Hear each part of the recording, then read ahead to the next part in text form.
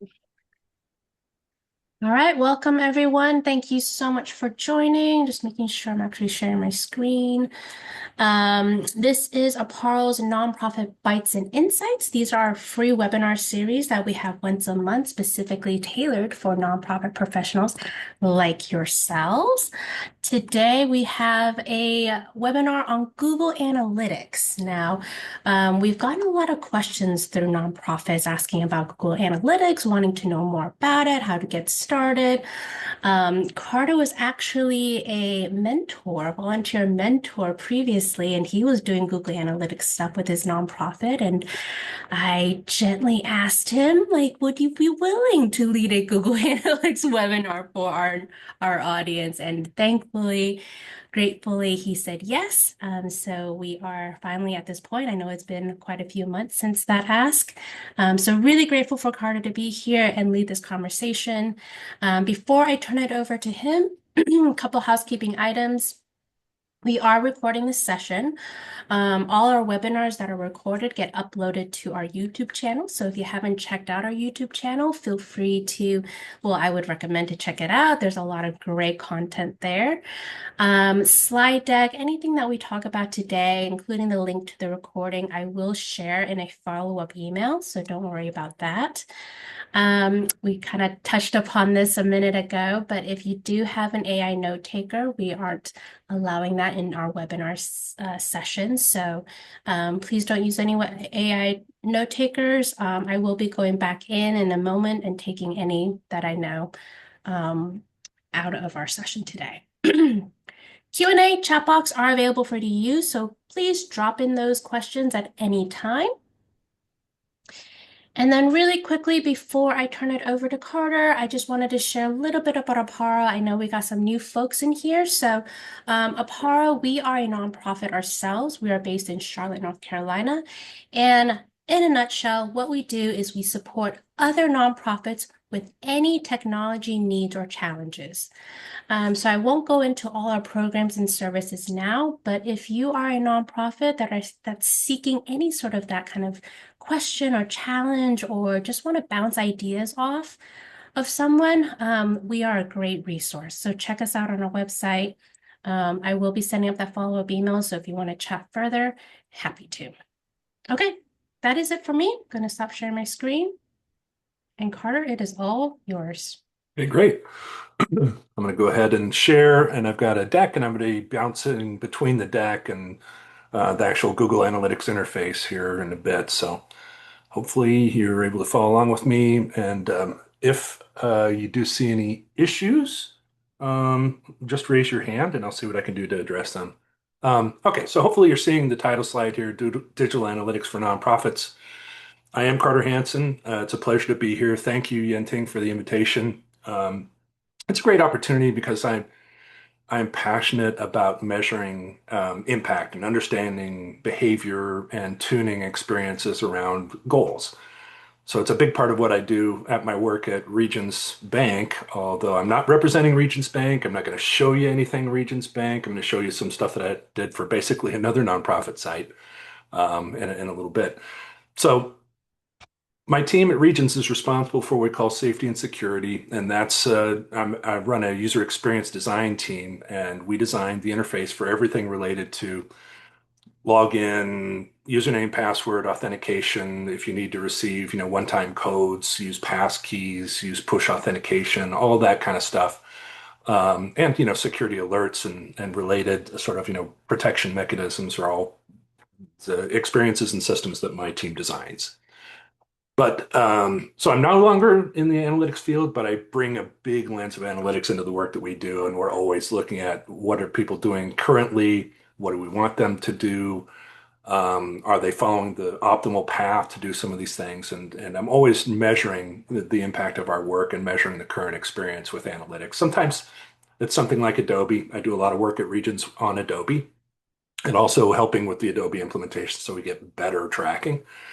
But sometimes it's even just working with databases, Power BI dashboards, and data sets like that, and seeing how we can connect that with what we see in the front end with something like Adobe. So Google Analytics is all about the front end experience. So we'll go ahead and dive in. All All right, so today we're going to talk a little bit about Google Analytics fundamentals. That will include a poll on what questions are most important for you to answer when you think about what do you want to understand on the site. And a lot of times, Google Analytics can answer those with no customization, just right out of the box. We'll talk about the standard reports that come out of the box with Google and the variables that you can use to build additional reports, and how you can even set reports to be automatically generated and distributed on a schedule, which is really handy and efficient, especially for just kind of routine operational reports. Um, the interface is also really good for just exploring patterns of behavior. And if you're curious, you can spend a whole day easily just looking at analytics because every question you seek to answer spawns 3 or 4 new questions, and then you're checking those out as well. So Google Analytics is good for both operational routine reporting as well as really examining particular kind of journeys or features and understanding like what's working, what maybe needs to be improved. Then we'll move more into and we'll spend a lot of time in that part, standard reports, because that's really, where I think you see all the value of Google Analytics, and I'll have plenty of time to show you some of the features, standard reports, maybe even build a report if you give me some things you'd like to see, and we can see if we can build that on the fly and show you how easy it is. Let's pause there, answer all the questions. We do have a little bit of a mixed audience. We have a few in the audience that are more advanced. So if you're interested in more like, how does this actually work technically? And how can I take a basic Google Analytics implementation and extend it to provide more advanced capabilities, more robust data to work with, maybe create segments and use that to analyze your behavior on your site. So that second half, installation, data collection, and the advanced implementation with custom variables and segmentation, may not be for everybody, and it's okay. If you get what you need through these first 2 sections, that's why we kind of broke this up this way with really good feedback from Yenting. So this is going to be more for like those that are thinking about how do I get this implemented. Um, but it's actually pretty easy to get out of the gate, and I'll show you just how. All right. First, thank you all for those of you that submitted your registration survey. There's a survey when you registered and this is the data that we collected from the survey. So, like I said, we've got a bit of a mixed audience. Most of those that responded to the survey, though, have no experience, so it's perfect. That's kind of where this presentation is optimized for, is those who have no experience or have just used reports and maybe want to know more about what Google Analytics can do.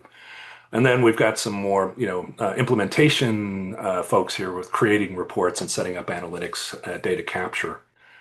All right, so that's why we're going into the basics first, and then we'll have a big pause and a lot of questions, and then we'll see who else sticks around for the more technical, advanced part of this presentation. All right, first of all, fundamentals.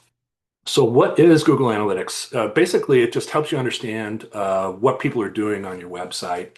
It has visualizations, as you can see on the right. You can see a trend chart, you can see a pie chart, and you can see certainly just some raw numbers, like roll-up numbers. Pretty typical Google Analytics report format there for a dashboard.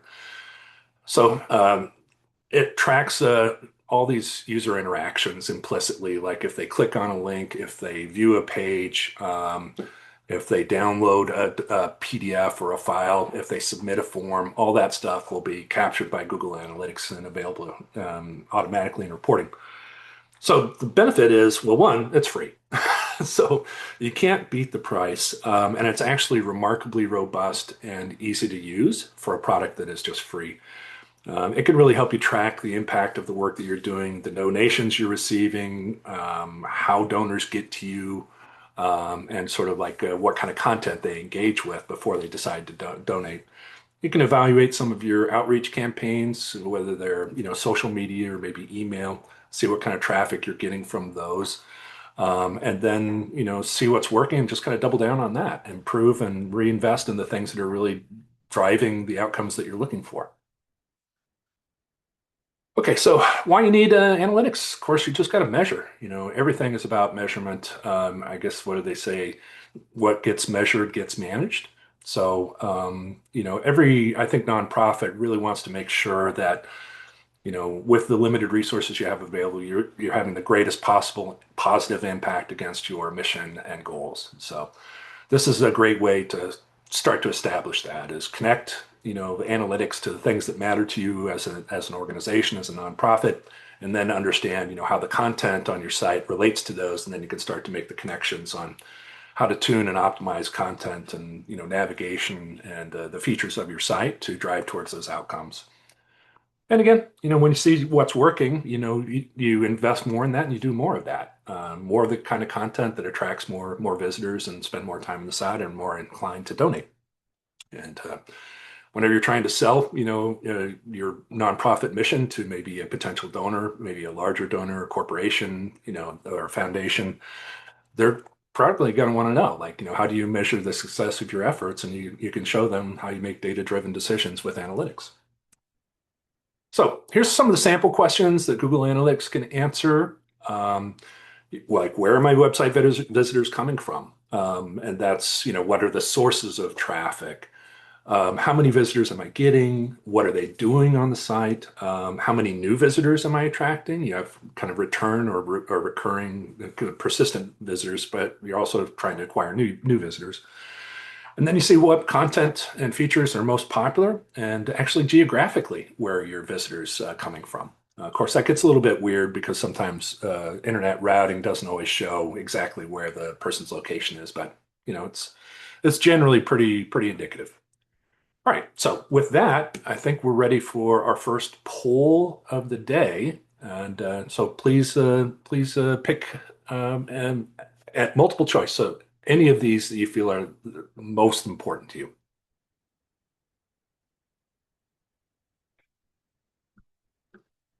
All right, looks like we got some answers coming in. We'll give it a couple more seconds. You guys are fast.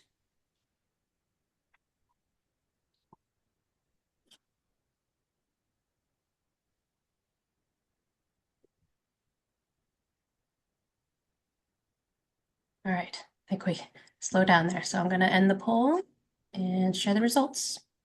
All right. Oh, excellent. Yep. Oh, great. Yeah, the three most popular then are what do they do on the site? What's the best or most popular content? And then where are these visitors coming from? This is right in the wheelhouse of the automatic kind of insights you'll get from Google Analytics. So this is perfect. But we'll show you some of these other dimensions too, and you can see way beyond these kind of questions if you want to go further. Okay, so we'll talk a little bit about using reports. Within Google Analytics, you can filter, you can sort, you can compare data within reports, and you can segmentation can help with that, but you don't necessarily have to use segmentation. You can even just compare, like, what do people do when they're on a mobile phone versus like a desktop or laptop computer. You can see trends and insights effectively through these visualizations too, bar charts, pie charts, line graphs, trends. It's really easy to digest some information. It even helps identify what it sees as anomalies in the data, like a really low dip that might indicate some sort of maybe a technical issue with the site where it was down, you didn't get the traffic you expect, or maybe also a really high spike, like you maybe launched a new campaign and it was really successful at driving a ton of traffic to the site. So you can, associate those events and even I think label them as like, oh, this spike is attributed to this campaign launching on the prior day. So most of these though are really tailored towards helping you make decisions about how to optimize the way you design the site and deliver the content. So, where to start? Baby steps. First three things are pretty much right in line with the top three priorities. For what you want to know in analytics from the survey. Pages and screens engagement is exactly that. Like, what is the most popular content? What are they reading the most and maybe spending the most time reading? It also tracks scrolling within a long page to show that you're engaged with the full article, and also how much time you spent reading an article before you left the page. Acquisition, this is understanding your sources of traffic. What kind of outreach programs and campaigns are drawing the most visitors, and you can even associate the effectiveness of campaigns with, you know, key outcomes like, a donation or a volunteer sign up or an event sign up. And overall, events, and more generic ones like file downloads, PDFs, volunteer forms, things like that can also be tracked too, not just specifically what they do within web pages. All right, you can share reports. One of the easiest ways is you just set up a report, put it on a schedule, and then assign a list of email addresses to it, and that report will be generated, on that schedule and automatically sent to those emails. So they're always getting kind of current reporting without having to ask, and you don't have to go in and generate the same kind of operational report every week or every month. You can also assign access. So you can set up other Google account users, give them access to your Google Analytics work and dashboards or specific reports. And they can view that. They can't change anything. They can't break your Google Analytics implementation. They can't mess up your reports. They can just kind of view the data and maybe like change timeframes and things like that just for their particular viewing at the time. And of course, the more reporting there is, the more transparency, accountability there is along with the impact. All right, so let's go ahead and start a little bit of a demo here using some standard reports. But while I get this teed up, or maybe even before I leave here, any questions about sort of the concepts before I start to show you Google Analytics? Yeah, we have a question that came through Q&A. Okay. Are Google Analytics used for nonprofit analytics and data analytics as well? Um, so yes, they can be used for analyze any website and any activity that occurs on the website. And the data can naturally goes into the Google Analytics UI for reporting, but you can also set up through your Google Tag Manager, which manages how data gets collected. We'll talk about in the latter part of the presentation today.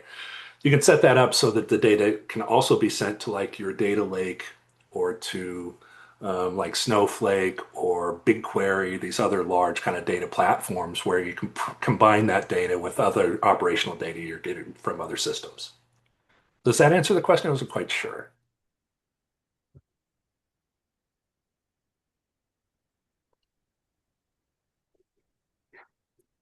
If you ask that question, feel free to drop in the chat if you need and elaborate further. But I Uh, think we can go ahead and move forward. okay, cool. Yeah, I see this next one about hits from overseas. I'll talk about that in just a second. So perfect. All right, let me switch over into the browser. So first of all, the site we're going to be talking about today is Carolina Conquest. I am an unabashed fan, a geek about historical miniature wargaming. So we have a gaming club here in Charlotte. We put on a convention here in May. We're going to do it annually. So this is the site for the wargaming convention. And we wanted to measure, like, how many people are visiting, where are they coming from, try to get the word out more effectively. So Carolina Conquest, if you're interested in mobile or in a historical miniature war game, check it out, and maybe we'll see you next year. So this is the homepage. The key features of the site are the registration schedule. There's some GM information. Let me see, location. And this changed a little bit over time, and we'll see some of that in the trend reports. But this is kind of as it was immediately leading up to the convention where we had our final schedule and everything. So let's see what has been going on with the site in Google Analytics. So we've got Carolina Conquest selected here. That's what we call a property. And that property is associated with both Google Analytics and with Google Tag Manager, which is the method by which the data gets into Google Analytics. All right, so right now, let's go back just to the home page because really, when you just install the basic tracking tag, you're going to get all of the data that you see on this page. You don't need to do anything custom. And in fact, I haven't created any custom variables for this particular site. I've created them for other work applications where we need more make more, I guess, investment decisions and big investment decisions. So I did a lot more sophisticated work with this at American Tire Distributors, for example. But anyway, we didn't need any sophisticated tagging here. Really, almost every question we wanted to know about this site and this, event are easily answered just out of the box. So everything you see in this presentation is going to be using out of the box data that Google Analytics always collects. So start off with kind of your key metrics here, and they start off with a trend, and they try to compare to prior, like I think this is doing a month over month. and goes actually, yeah, I was looking, I think, at like prior weeks as we go through here. So you can compare to like a previous time frame, and you will also see like these anomalies. You could see that here on May 1st through the 7th, there was a huge spike in new users. And that calls that out with that little circle indicating that it was a really big spike. And then there was a big drop, following that. And of course, this is right where the convention was, is right in here. So that's understandable and easily explained. Um, we had 347 new users though in this time frame. So a lot of the users really have joined after the convention and are probably looking to see like what sort of like photos from the convention and maybe checking it out for next year. We have still a lot of active users for the time frame, but not as many as we had, in the prior. So it's gone down 53%. So we have now two active users in the last 30 minutes. So I guess someone else on the call probably wanted to go check out Carolina Conquest because I think this one is me, but this might just be, yeah, I think this one is me. And that's me from Huntersville. Okay. And I should note there, you can also get some information about the geolocation here, and we'll look at this a little bit higher level in just a second. Um, Here we go. Now, one of the notes there that I saw was about a lot of visits from overseas, but you don't really operate as a nonprofit overseas. And that can be concerning. In this case, this is not alarming, but I have looked at other sites where you'll see 20% of the traffic is coming from Russia or China or a mix of the two. If that is not somewhere you're actually operating, then that would be alarming and probably indicates, nefarious intent. Like a lot of times these hackers are just looking not necessarily to see what they can, get off your site, but maybe just use your server to attack other sites. So even if you think I don't have anything that anybody would want to get, right? It's not a bank account. You can't withdraw money. It's just content. But you can be compromised. And so looking at international visitors is a good way to see if you might have a problem and might have a security vulnerability that is being explored or exploited. So here's where we get into the most popular content.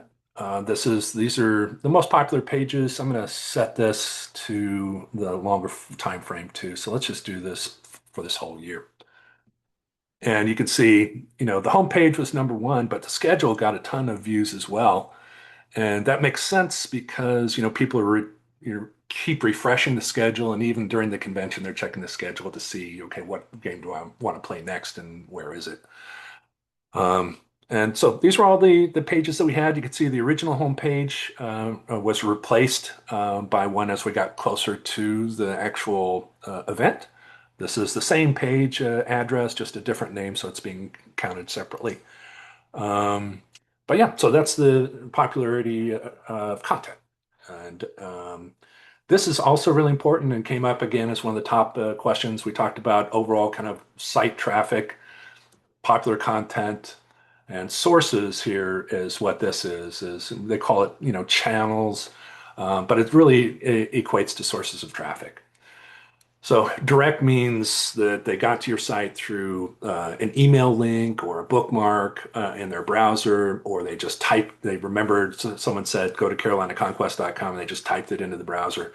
So there was no prior page or app they were on that linked them to Carolina Conquest. This is someone these are some of your most engaged visitors. Organic search means that they found the site by searching on Google and then, click through there. And so I also pay attention to, you know, I've did some analysis on different search phrases and keywords to see which ones are finding the site. And my WordPress host has some features to help me tune my content against keywords and phrases. So organic search is free. You don't have to pay for it. You just have to make sure your content is tuned to attract visitors that would be interested in this kind of site. Organic social is just, links that occur like in Facebook. We have a Facebook group, so we're constantly promoting the convention leading up to it. So a lot of people find that link and follow it. Also includes like Snapchat, Instagram, I think Discord, pretty much any of the social platforms. A referral is, I think, a specific kind of a link like on Facebook. But really, your primary channels you're going to look at are direct, organic search, organic social, and if you do pay for keywords in Google, you'll see also an entry here for paid search. All right, so I'll stop there and see if there are questions about kind of this high level snapshot reporting. And then if not, we can go in and take a look at anything else you might want to explore, like a question you might have about the site that we could try to answer on the fly. So any questions So, about what I've shared here? yeah, question came through. Does Google Analytics have pie, bar, graph, or other charts as well? Oh, sure. Yep. And let me see. We might see some of that more in this reporting area. But otherwise, I could set up. So there's a trend, another trend report. I don't have these events set up, but yeah, I could do. Yeah, I can go ahead and build a report in a second. But any other questions about sort of the content, and then I can show you like how to build might be like a bar graph or a pie chart.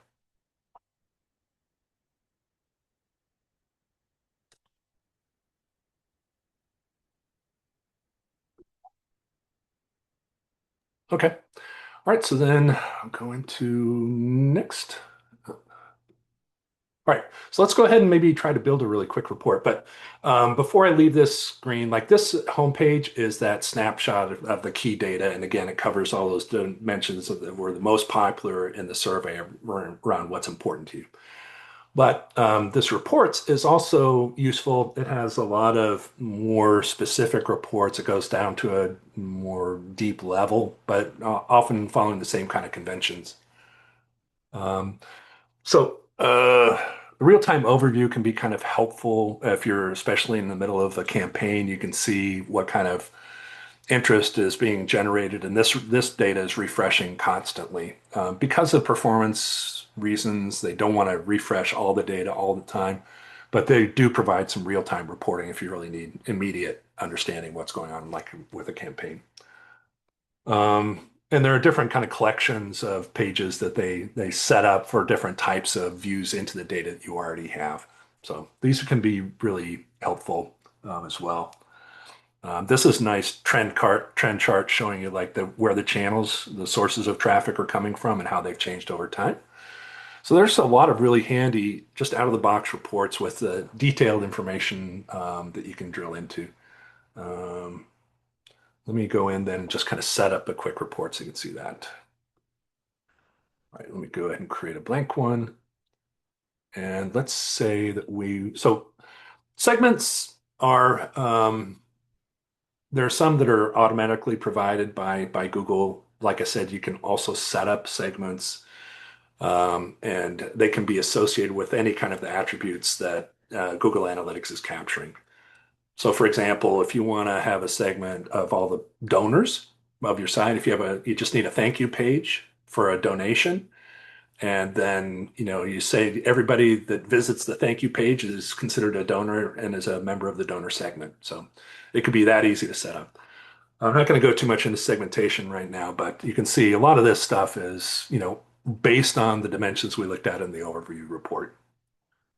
And let's go and look at the dimensions. These are the variables that you can use. They are organized. You can see, I guess I did put some custom variables in here, but there are 356 predefined variables that Google gives you right out of the box. You don't have to do any programming. All this stuff is immediately going to be tracked. So what we're going to do, let's maybe take a look at the sources of traffic. So let's do maybe, I'll just do search. All right. Let's do, let's just do default channel group and try that. Okay, we'll do this one. All right, so we've got that selected. And now let's go, oops.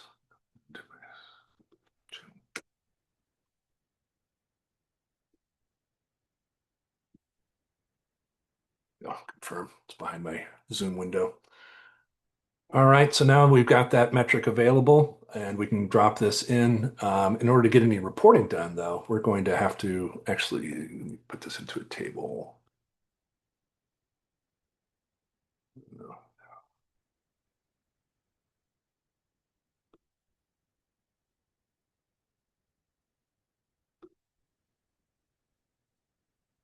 shoot. This here. Do just a table visualization.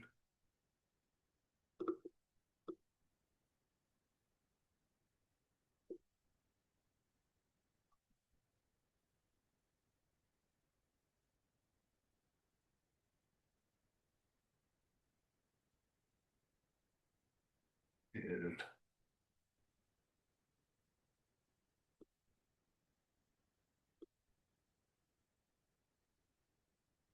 not getting a response on this right now.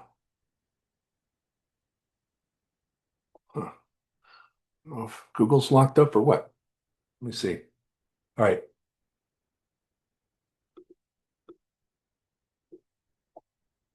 And I see, looks like there's some stuff in chat. Let me check that out real quick.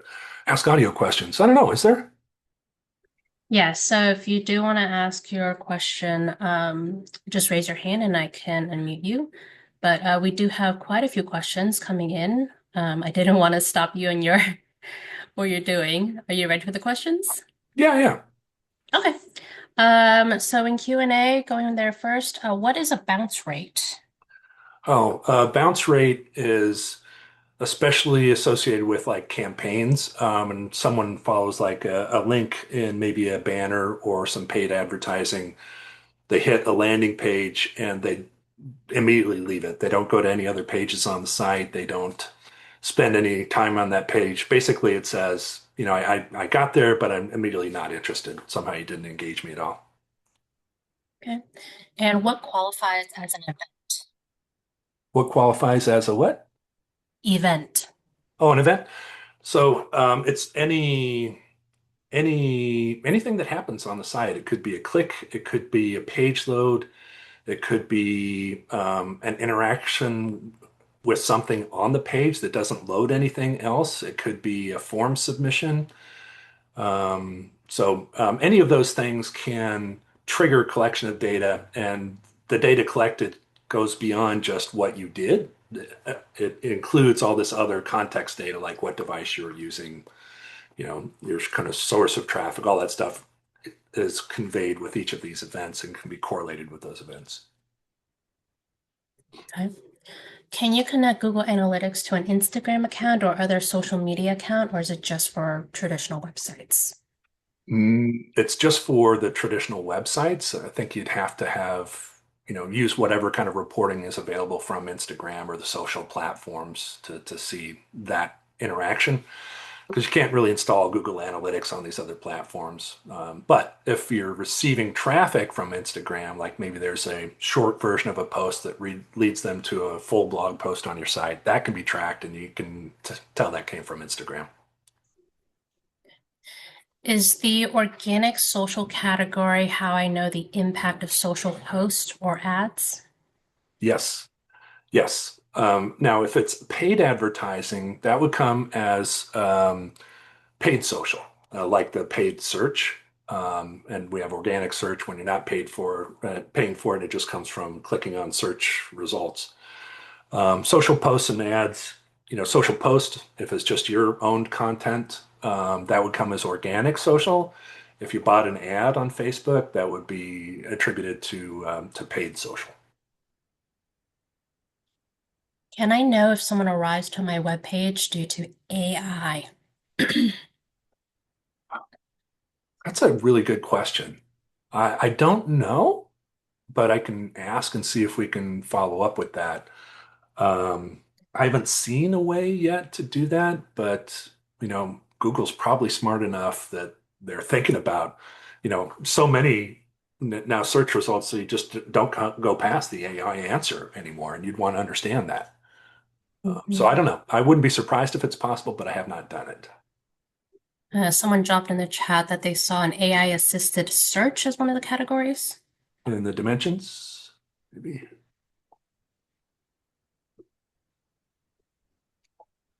I think it was in that first page. I think I saw Oh, that too. When you were going through all the, yeah, scroll down. AI assistant. oh, there, yeah. Huh. That's interesting. Yeah, so I'm not familiar with that. Probably have to drill into that and see if there's more data around what that AI assistant was, like what device it was using, what browser, so I could make some more inferences on it. But no, I don't know exactly what that represents. Oops. Let me get this out of the way Okay. so maybe it We gives a little have bit one more more. question in Q&A, and then Manish, I will unmute you. So the question is, what is involved in the settings of Google Analytics? What are the names of the settings? Yeah, and actually that's where you get to Google Tag Manager. And you don't Mhm. need to do any particular settings within Google Tag Manager except for um, you just set up Google Tag Manager and it'll give you a tag ID, your Google tag. And it starts with a G and a dash and a long string of numbers. And you just use that to plug into your hosting service. And then Google takes over from there. If you do want to do more advanced stuff like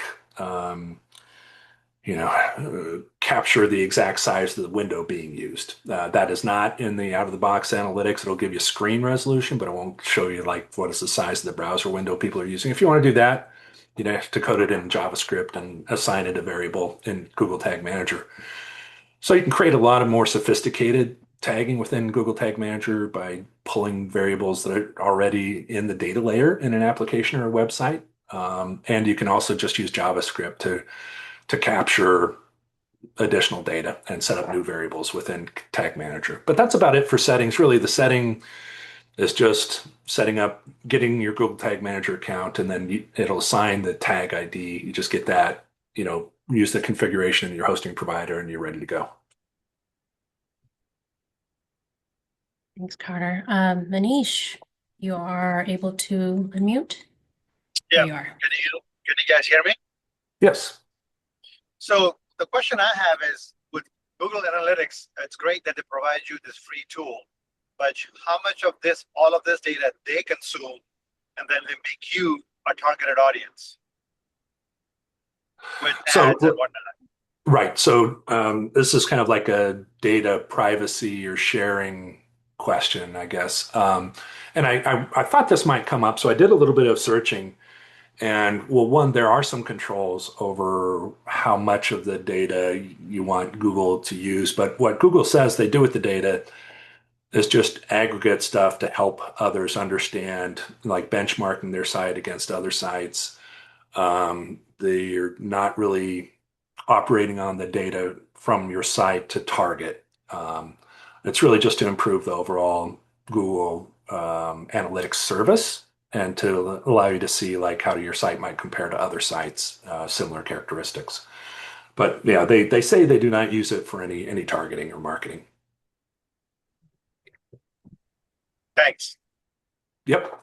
Yeah, and you can look it up. They've got a couple of pages about what you can control and what they do with your data. Is that all the questions we had? Yes. Okay. So I'll go back here, see if I can get this thing to behave, but I'll keep the chat open here off to the right. But yeah, you can see these are all the different visualizations. Oftentimes just a table is good.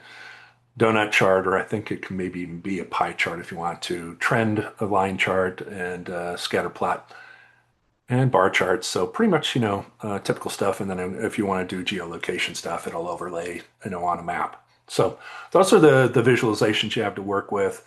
If you wanted to do more sophisticated stuff, Google has another tool called Looker Studio, which is more powerful in querying and reporting and can also query like big data, BigQuery. So you can even have more visualizations possible using your Google Analytics data with Looker Studio. But this is part of what's valuable with Google is that all these things interoperate really well together.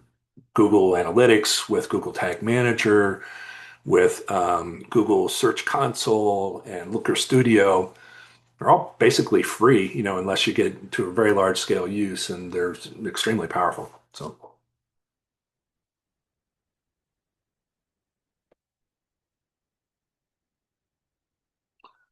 all right. Any other questions on the reporting side? I'm not going to struggle here and show you building the custom report. I don't know what's going on with me getting stuck here, but anyway, it gives you a sense, like I said, of what are the things that you can use in reporting, all the different segments that come out of the box, the many different dimensions and types of categories of them. Um, and then what are the key metrics that you can use for reporting, which are basically just counts. These are just numbers. So the numbers are tied to the dimensions. Dimensions are the variables. Numbers are the beans in each of those variables.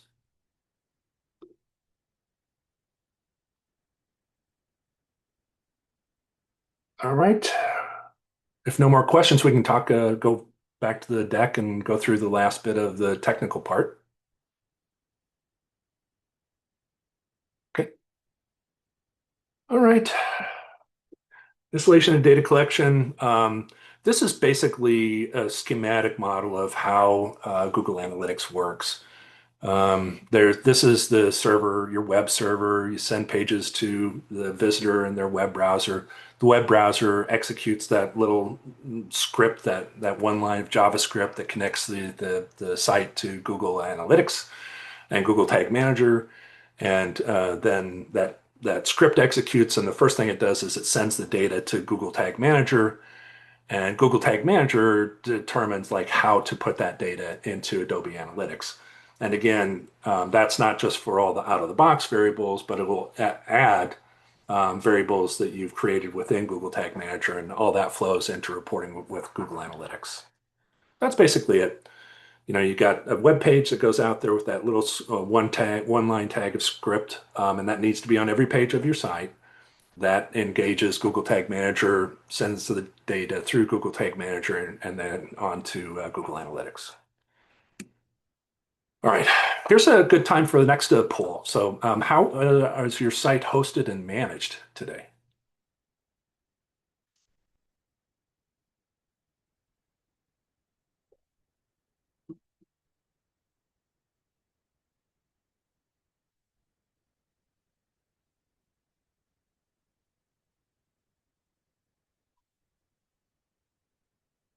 Well, I'm impressed we still have 28 people hanging around for the technical part.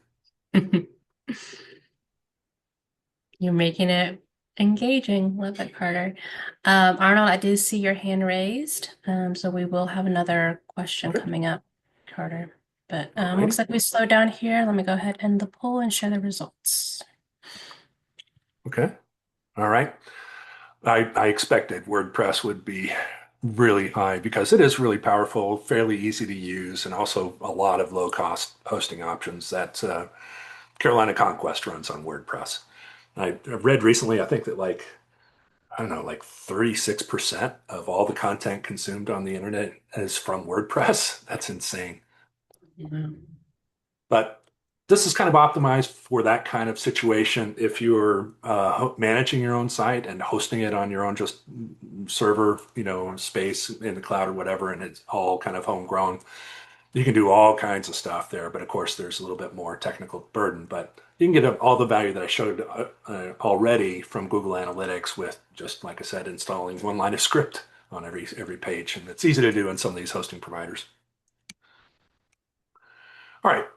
So like I said, you're going to need a Google account. The Google account connects you to all these different kind of Google services. Within a Google Tag Manager, you can sign up for free for Google Analytics, and when you're in, this should actually be Google Tag Management. Google Tag Management comes first. That's where your measurement ID comes from. It's also available in GA, but you kind of got to start by setting up Google Tag Manager. It creates your Google Tag. That is linked to your Google Analytics, and that's what you use to link all this to your website. WordPress, they have a site kit that Google created just for implementing Google services with WordPress. So that's recommended universally, practically for WordPress. It's super easy to install and get your Google services connected to your site. If you're using Wix, there you can go to marketing and SEO section and find Google Analytics there, and you put your ID into the box. It'll start tracking Squarespace. You have to go into the developer area and look for API keys, and you put your tag in there. And again, as soon as you do that, your site's going to start including that tag with all the pages that delivers, and you're immediately capturing the data. And it is literally that easy. All right. Um, Data that's collected automatically. Like I said, there's a ton of it. When it was 300 something variables that are available for free out of the box. Most of that is used is around visitor tracking, user engagement with content, pages, files, file download tracking, and then there's a lot of technical and traffic data, like I said, geolocation, what kind of device they're using, what browser they're using, how big is the display. Tons of information like that comes with every event that gets captured. All right, let me just show you real quickly, how this works with the site. And to do that, I'm going to pull up Google's Web Developer Tools. And there's a really handy tool that works with multiple analytics platforms. I actually use Omnibug not just for Google Analytics, but also for Adobe Analytics. So we're going to refresh this page and then come back and look at the analytics. All right, so now we've refreshed it, and now we see that the Google Analytics 4 tag fired. This is the tag that I got that I was Carter, just are talking. you able to make it a little bit bigger Oh, by I any don't know if I can chance? increase like that. Yes, that looks good. Thanks. Okay, all right. That's funny. So that also generated a page view.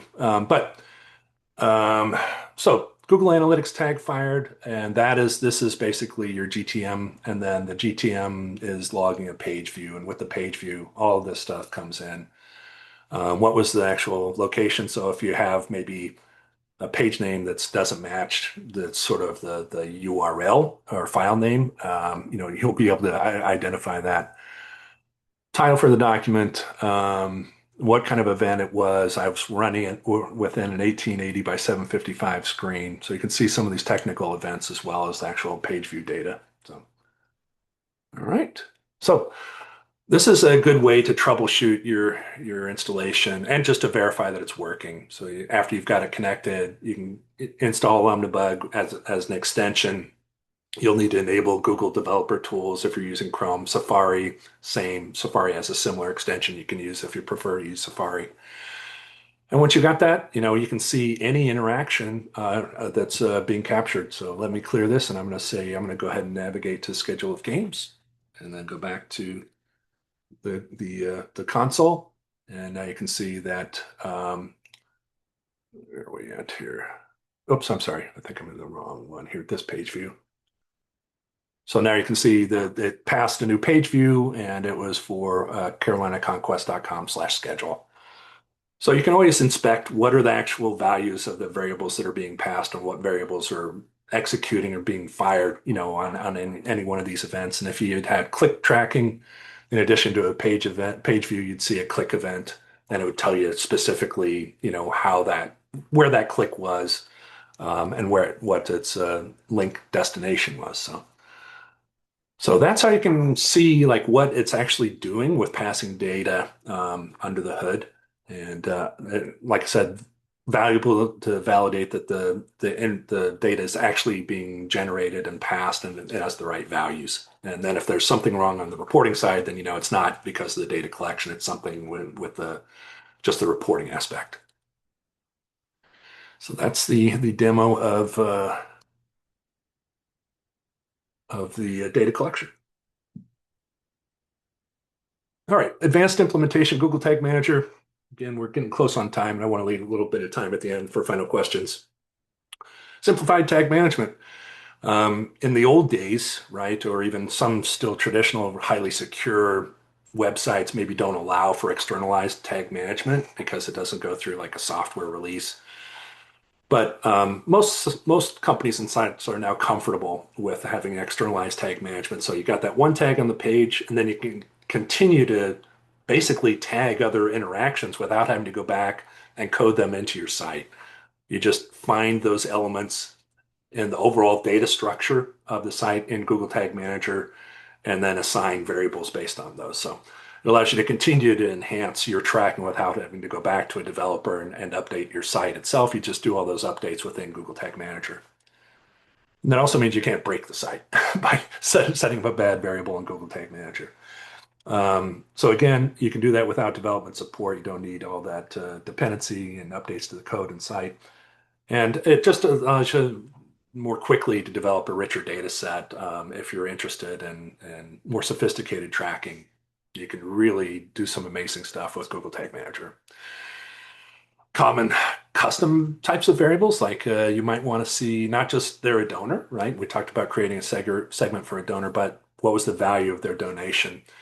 And you can set up a variable that receives, like when they submit their donation, maybe assign them a band. Like maybe there's, a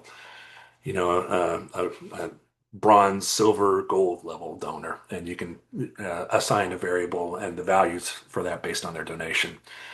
Program tracking, see like volunteer signups, or also people that are just signing up for maybe your events, or expressing interest in events or signing up for a newsletter, things like that, subscribers and sources, for receiving your kind of, like I said, newsletter type traffic. If you send anything through email, where you can see where do those subscribers come from and how do they get engaged with your content.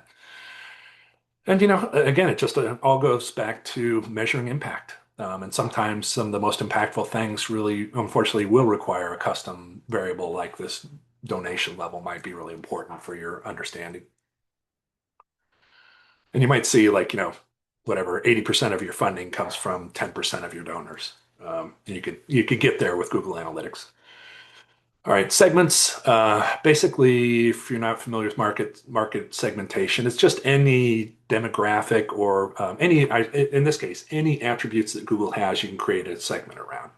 Where they looked at a particular piece of content, where they got to a thank you form, where they signed up for a newsletter, whether they use mobile or desktop device primarily. That's one of the out-of-the-box segments, but all of those can be used for especially comparative reporting. So you can see like how do donors use the site very differently from a volunteer or from someone who's just interested in your events and content. You create a segment for each of those and then see like, what are the differences and what features they use and how they interact with the site. Let's see, I think that's probably it. But it allows you to be more specific and targeted in some of the things you do when you see these patterns of behavior in different segments, you can optimize for that. Like I said, comparative analysis is a common use of segments. You can do channel performance is a really good kind of comparison to see, if they're coming through social media paid versus social media organic versus search paid or search organic. Which are those are producing the more engaged visitors for you and leading to more of your desired outcomes like donations or signups. And then you can just optimize your budget and your resources, or again, around what really is making the most difference for you. So that's basically it. And I'm not going to get into the custom variables and segmentation here. It's just going to be a little bit too deep for the time we have left. But I would just encourage you, if you don't already have these kinds of insights available, there's little standing in your way. You can Google getting started with Google Analytics, and especially for whatever platform you're hosting with. And I would say all of you could be up and running, within an hour. It is literally that easy. So it's free, it's powerful, and it's easy to install. Provides some really powerful tools for extending the data with Google Tag Manager. It really helps you be much more intentional about what your goals and mission are and how you can measure them and to see them demonstrate the performance of your efforts with data. So install that tracking, choose one thing to start with that you want to measure and understand, and then you're going to start to get kind of swept up in it and see many different ways that you can kind of combine and correlate this data for even deeper insights. And that's it.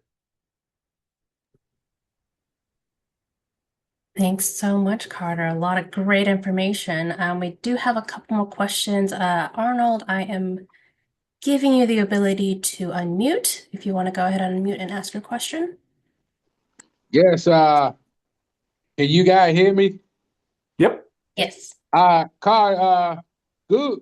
So all in all, right, Google is more used for website, but nothing else, correct?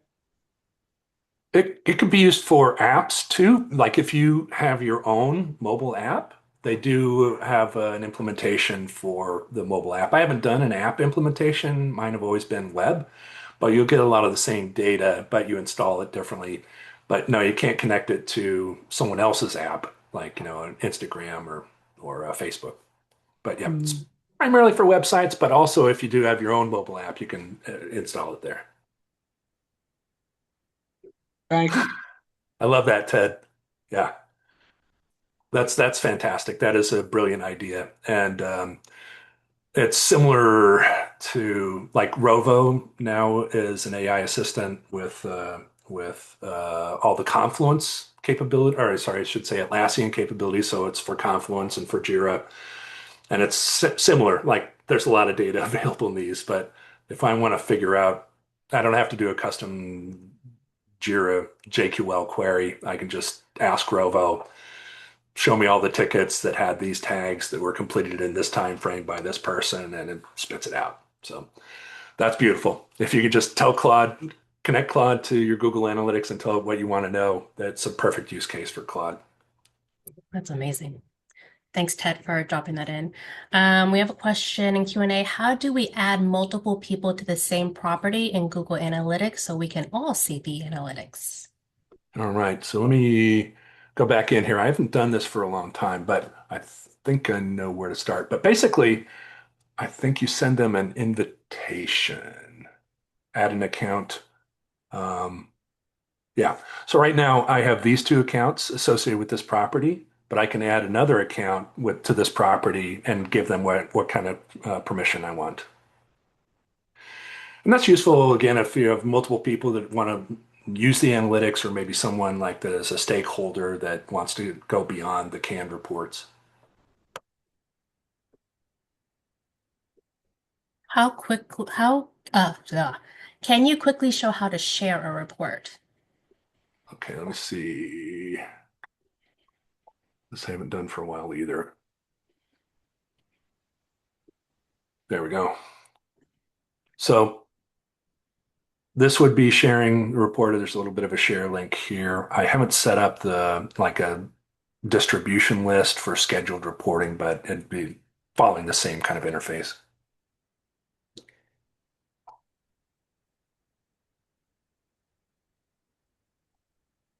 And so you can share, like I said, you can send email reports and you can also just share access to reports. So when they come in, they'll see the same reports available in their exploration tab.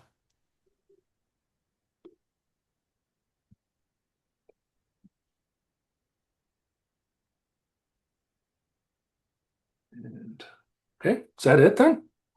I think that's it, and we are right at time. So Right. thank you everyone for sticking around. I know we got quite a few folks that stuck around for that technical piece, so thank you for that. I Okay. will be sending out that follow-up email. I forgot to pull the link for the survey, but there will be a survey in the follow-up email. So if there's more that you would like to learn about Google Analytics, use that survey to drop in that feedback, and we will maybe bring Carter back for a second round because I Yeah. feel We like could you do could have a, talked on and on and on about it. you So know, I can. there's more to it. Maybe there's Yeah. enough of an audience for an advanced course. Yeah. Yes, absolutely. All right, Carter, really appreciate you and all the work and time and sharing your expertise with us today. Everyone else, thank you for your time as well and sticking around. And let me know if there's any other questions. Thank My you, pleasure. everyone. Thanks. Take care.